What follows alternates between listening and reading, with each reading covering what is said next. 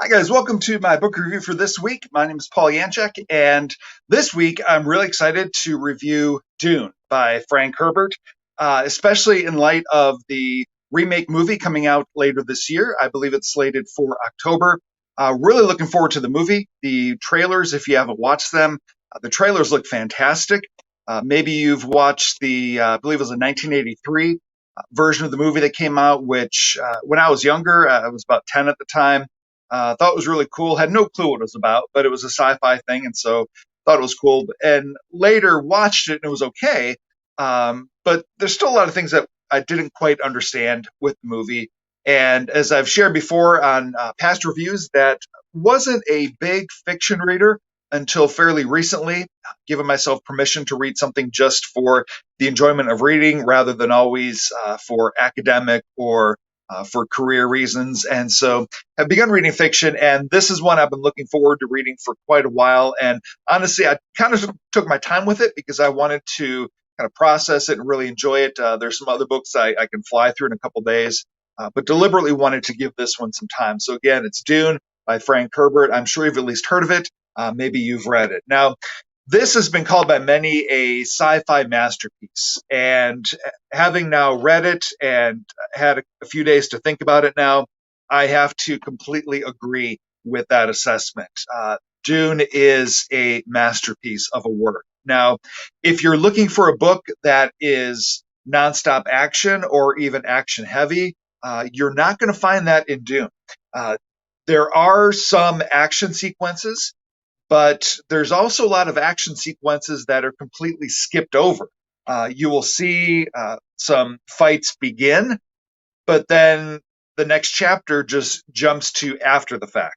So the focus is really on the characters. The focus is really on the overall universe of Dune, which, if you're not familiar with the story of Dune, it centers around a planet called Araxis, which is also known as Dune. And on this planet is this spice, melange, which is the most sought after commodity in the universe. And it's been under the control of House Harkonnen, who are the bad guys in the story. And the Galactic Empire has shifted control of Arrakis over to House Atreides, which are the good guys of the story. And as the story progresses, you see that there's some political motivation. And you have a story of betrayal. You have a story of political maneuvering, political jockeying for power. I saw a review recently where someone said that Dune is just kind of steals a lot from Game of Thrones, which, if you're familiar with them, Dune was written in 1965. Uh, Game of Thrones, obviously, a much more recent story.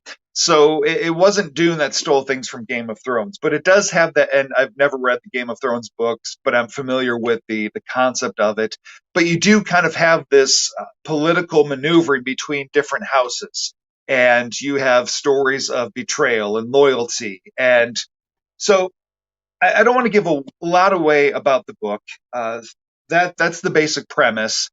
And very quickly, you find out that there is a betrayal against House Atreides, and all these things unfold. And the central character is the son of the Duke of the House of Atreides, and that is the son is Paul Atreides. He becomes the major figure in this story, and in the movie, it will be played by Timothée Chalamet. I butchered that name. I know there's an official way of saying it that I'm not saying it correctly. Um, but really it's you see his development as a character, which, if you love character development, Dune is a master class on character development, world building. And one of the things I love about it is Frank Herbert doesn't spend a lot of time in in terms of explaining a lot of things. He will kind of the classic example, I guess, of he will show you things without necessarily explaining them. Now, fortunately for this particular edition, there is a large selection, kind of a dictionary of terminology that is used, which I referenced quite often. So it moves through, and really the 80% or 90% of the book takes place on Dune takes place on Arrakis, and so you're not jumping around to a lot of different worlds, other than some brief moments where there's some meetings and connivings going back and forth. And so you see this great development of the character Paul Atreides. And if you simply watch the movie from the early 80s, there's a lot of things that happen with Paul Atreides that if you just watch the movie, you're like, why did he changed? What brought about the change? And this really goes into depth. One thing I love about this is you get a lot of the characters' thoughts, which in the original film adaptation, you get kind of this character voiceover of their thoughts that was a little bit annoying and kind of cheesy at times. But you really get some in-depth reflection of the characters, not only what they're thinking, but you get a lot of kind of their internal turmoil as they wrestle with decisions they have to make or processing things that have happened. So again, I'm trying not to give too much away. It's a very fun read. Again, it's not an action-packed read, but if you like that sense uh, of characters, of betrayal, of political maneuvering, kind of that Game of Thrones type feel. You're going to get a lot of that here. As you read this, you begin to see that this has had a major impact on a lot of science fiction to this day. You'll read through this and like that kind of sounds like a Star Wars plot point. All of that comes back to Dune. So again, if this were written today, I'm sure it would be a lot more action forward, where the action is really in the background. The action isn't the driving force of the story. There's an entire chapter of these prominent figureheads having a dinner party and just conversing back and forth. And you might say, well, that sounds really boring, but it was actually very well done because there's a lot of tension happening. There's a lot of uh, kind of like a chess match of the different characters trying to get a read and feel on what the others are saying or not saying or doing. And so again, it's a very character driven book. There's a lot of subplots and a lot of sub themes that come up. There's themes of religion that come up. There's themes of ethics that come up. And so there's a lot of underlying lessons that come out. And I know that this is actually just part one of a 6-part series written by Frank Herbert. And I was holding off. I wanted to read this and make sure that it was actually good. I had high hopes for it. But now that I've read it, I'm eager to jump into the rest of the series, as well as if you follow the Dune series, Frank Herbert's son Brian has written kind of an expanded universe around Dune, and I've picked up some of those. I found some at some discount bookshops, and looking forward to get into those well because there is such. I mean, it's long. This one, including the actual story itself, is about 600 pages, but there is so much packed into these 600 pages in terms of uh, worlds and exploring and understanding the worlds, understanding and exploring kind of the underlying religion of Dune, especially the religious theme comes out in the Bene Gesserit, which Paul Atreides' mother is of this religious line of women. And there's a whole story arc about the objective of the Bene Gesserit religion and what they're trying to accomplish that plays an impact on Paul. And so you see that dynamic. You see the father son dynamic between Paul and his father, and him trying to live into his father's footsteps, his relationship with his mother. And I don't know if I missed it in the original movie, but there's a pretty significant twist in terms of uh, Paul's lineage that I wasn't aware of, at least if it was mentioned in the movie. I didn't see, which actually creates another layer of tension I feel in the story. So again, I'm kind of speaking in some generalities because I really don't want to give away too much because uh, the less you know, as probably with any story, the less you know, probably the more intriguing it's going to be.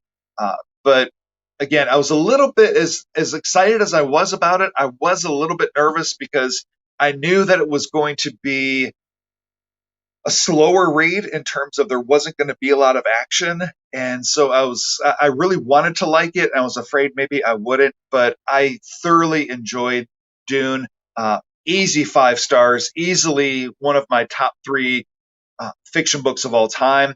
I haven't gone through to think through, okay, where does it actually stack up? But it is definitely in that circle of three favorite books, a book that I can easily see myself reading again, at least one more time, if not several more times.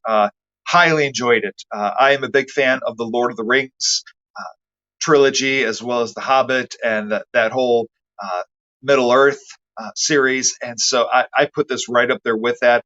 I am eager to get into the rest of the books. Again, there's just so much, so many windows unpacked in this story that open up to all these other storylines that I could easily find myself getting lost in. So, if you've thought about reading Dune, or if you're excited about the movie coming up or intrigued about the movie, I would encourage you. The movie doesn't come out till October, so maybe if you're looking for a summer read, or since the weather's kind of crummy right now, maybe a read for now. I highly encourage you to pick up Dune. I don't want to say it's required reading, but I think you should really give it a shot. Maybe you'll love it, maybe you won't. I did. I'd appreciate if you've read it. Comment down below. Tell me what you thought of it. I'd love to see your feedback on it, what you thought, what you think of the entire series. If you've read on the series, again, I'm looking forward to reading. I know kind of what happens in the next two books at least. So again, Dune by Frank Herbert, easy 5 stars. One of my favorite fiction books of all time. Maybe someday I'll do a rundown of my 10 favorite fiction books of all time. I can probably make that list, but it's going to be hard to rank them. But this is easily top 3 for me. So again, Dune, Frank Herbert, check it out. Again, see the movie. It looks like it's going to be great. They're breaking this down into 2 different movies, which I think is a very wise decision, because there's definitely two different uh, two different components to this one story. I think it breaks nicely into 2 points. So I think covering it in 2 movies is a lot better than back in 1983 when they tried to shove it all into an hour and a half. So read the book before you see the movie. Again, I think it's always great to read the book before you see the movie. Uh, great story. Personally looking forward to the rest of the series. So again, if you're new to this channel on YouTube, like down below, subscribe. Really appreciate it. But most of all, just drop a comment. If you've read Dune, what did you think? If you saw the 1983 movie, what did you think of that? And if you're gonna see the movie, either in theaters or on HBO Max, let me know why you're looking forward to it. I'd love to interact with you down there. So thanks a lot for watching, and we'll catch you back here hopefully next week with another review here on Paul's Review. So thanks a lot for watching, and we'll see you next time.